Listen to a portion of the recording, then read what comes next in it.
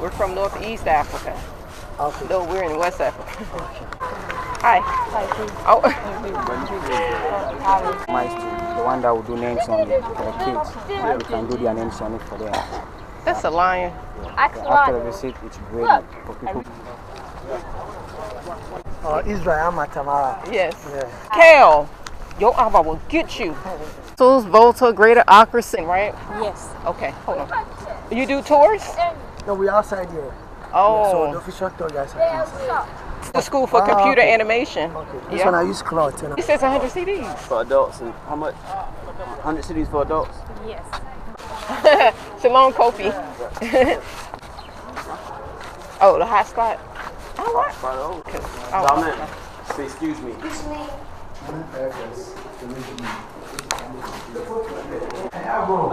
Hi. 3 adults? What are the prices? 80 for adults. But children. You raised the price? It was 60. Yeah, now it's 80.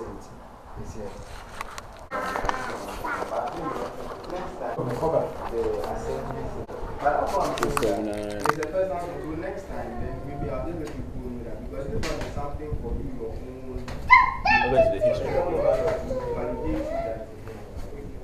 Captured by the Dutch that went to South Africa. Okay. Malik, April 6, 1872, the castle was ceded to the British. So they all work together.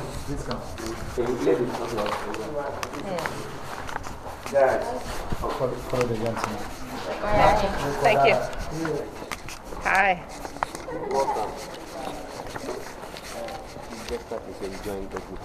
Okay, thank you. Oops, sorry again.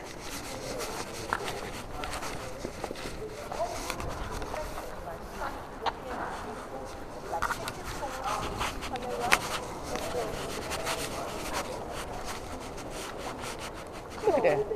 Look at that.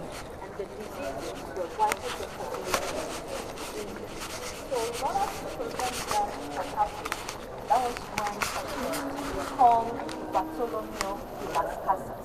He was residing in the West Indies and he suggested black Africans to the Spaniards because through his missionary works he saw how strong and how hardworking the black people were. Also, black people were taken to Portugal and Spain in 1441 when some explorers came to West Africa, and when they were going back, they went along with some Africans with an excuse that they are going to train them as missionaries to interpret languages and to serve as witnesses that they came to West Africa. But when they got there, things changed. They used them as slaves working in their palaces. But how they were treated then was totally different from when the transatlantic slave trade began. So in 1510, the Spaniards went to Spain and got some of the Africans to trial in Hispaniola. And after the trial, they realized that indeed they were strong and they could stand the climate change in them. In 1518, Emperor Charles V of Spain authorized a direct shipment of 15,000 Africans from Africa to Santo Domingo under a special license called the Asiento Agreement. And that period marked the beginning of the transatlantic slave trade. So the warehouses in here were converted to dungeons and they started enslaving Africans in them. You know, they got them from other West African countries.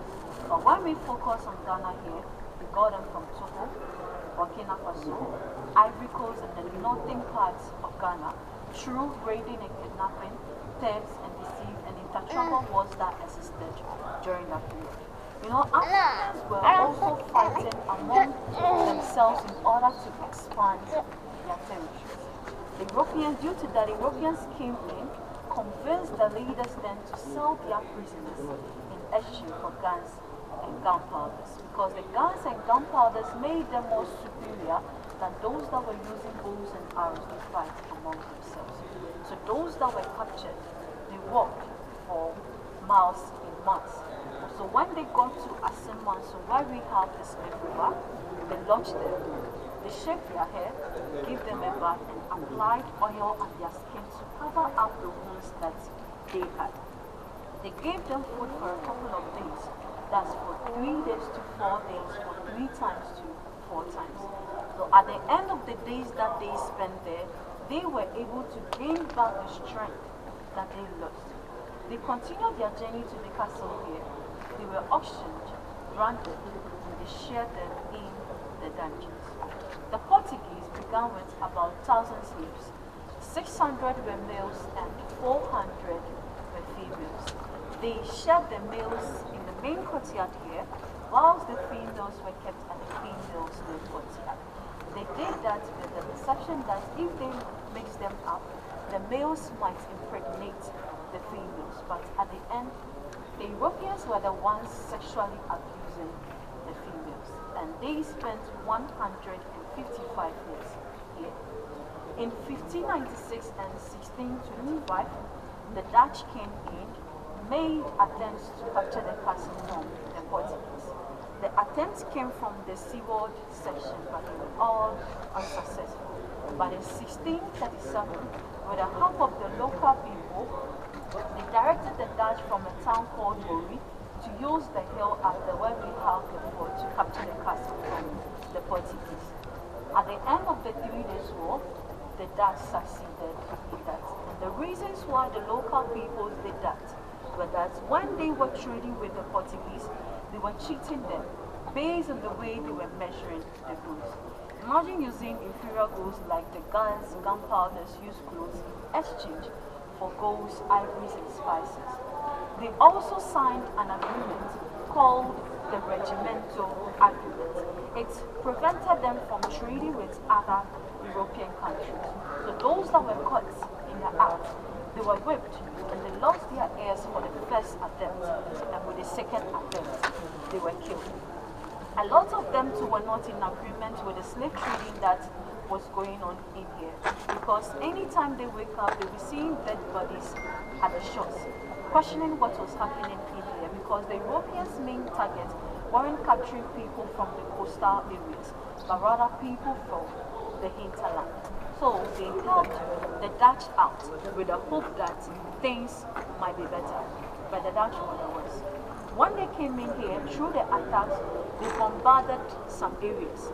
The Dutch prepared all those areas and they built themselves forts on all the hills we have around the castle. They built themselves watchtowers to protect themselves from any other attack. And due to that, they spent 235 years here. In 1807 and 1814, the British and the Dutch made attempts to abolish the slave trading, but it was just a mere paperwork thing that they did, because in reality, they were practicing illegal slave trading. In 1833, the slave trading was abolished by the British in Britain, but never affected the rest of the Europeans.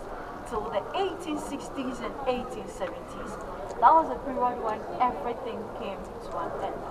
Due to that, this castle here was no more profitable to the Dutch, so they sold it to the British in 1872. The British were already at Cape Coast, and they were using that place for their trading activities. But when they came in here, they used the place to serve as their sub-administrative center. During the Second World War, they recruited Africans from all over the British West African countries, except Liberia, to fight in Burma and India. And after the World War in 1948, they used the place to serve as a police training center. And they spent 85 years during the colonization. And when Ghana gained independence in 1957, they handed everything, including this castle here, to Ghana. Ghana is now 68 years still counting. So in total, this structure here is 543 years. Any question?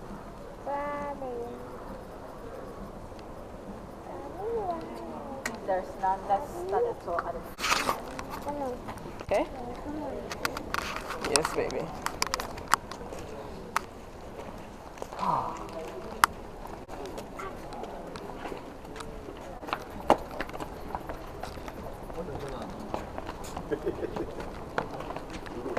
video where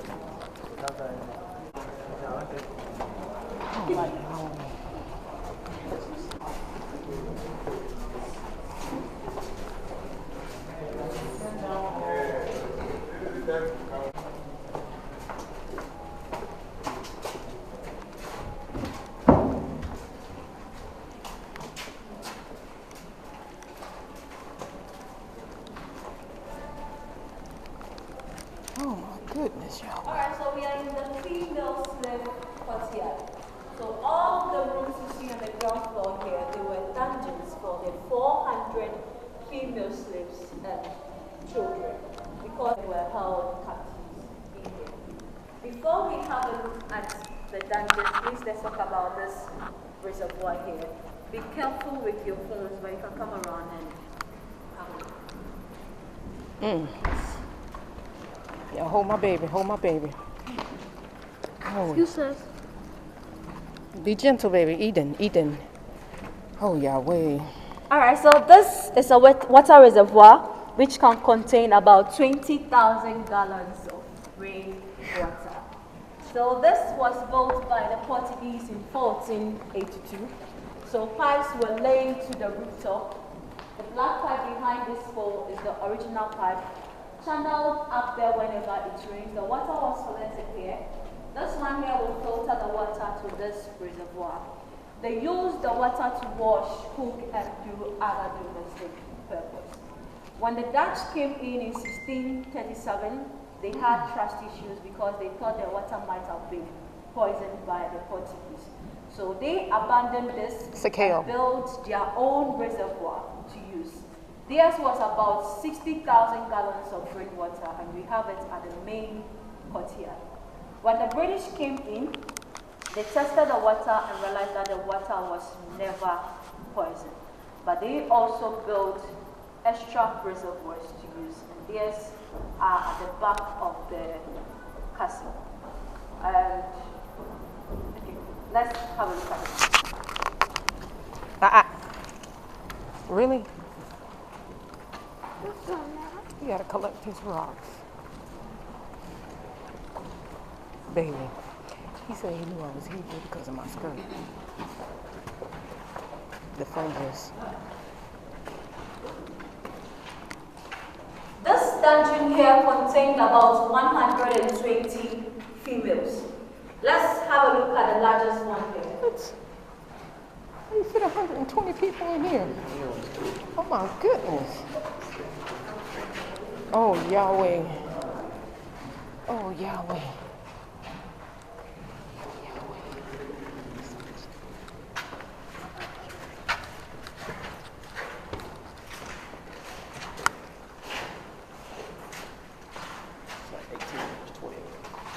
The largest dungeon here contained about 150 females.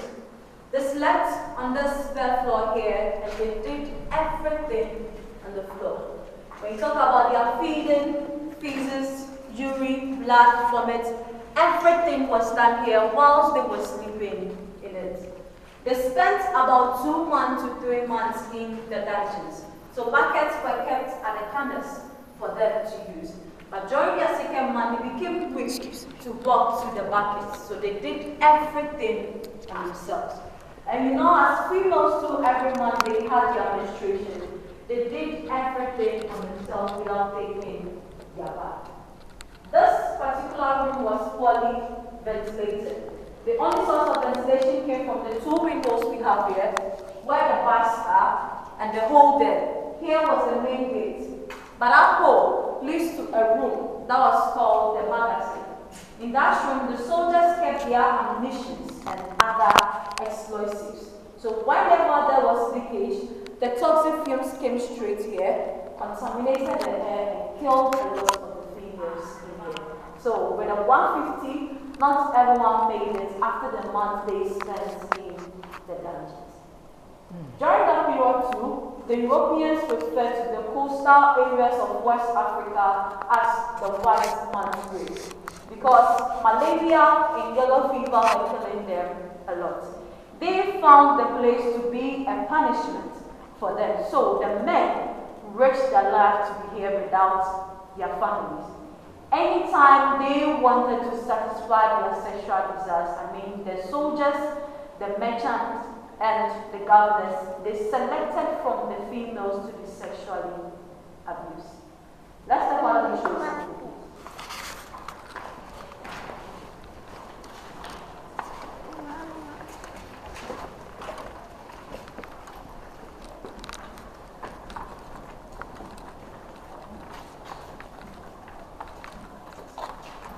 Alright, so during that period, because of the governor's position, he stood up here. That was his balcony. So he stood there and ordered the soldiers to bring out all the females in the dungeons for him to make his preferred choice. So the selected one, because she spent the weeks there without taking her bath, the soldiers fetched water from the reservoir. She was naked and also humiliated. They washed her up, gave her something to wear and a food to eat to gain some strength. After they escorted her using this private access here, please come in and have a look.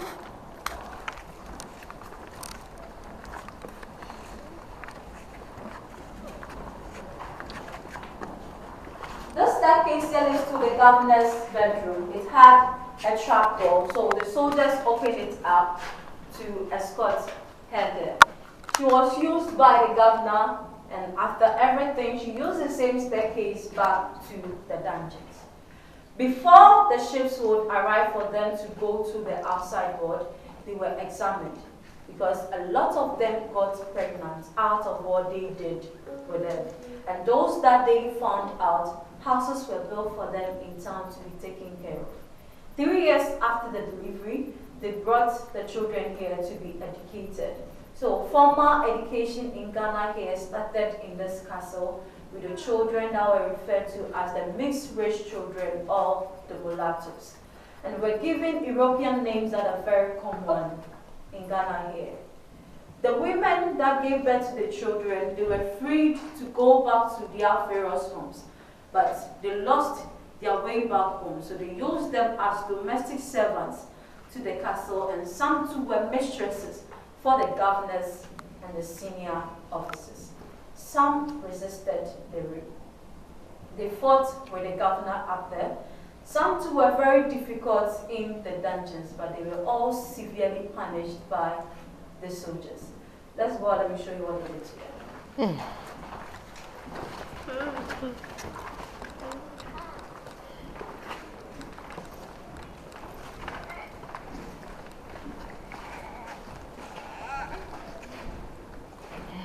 Alright, so this is a cannonball which weighs about 25 kg. So chains or shackles were attached to it to put on their legs or hands. They stood here for 24 hours with no food, no water, whether rain or sun. So as they stood here, it served as a deterrent to the rest of the females in the dungeon. The resistant ones, they were taken back to continue with what they refused, because during that period, they would feel weak to fight with them again. Let's have a look at this dungeon here, please. It's okay. It's okay. Watch your stuff, baby. Ooh.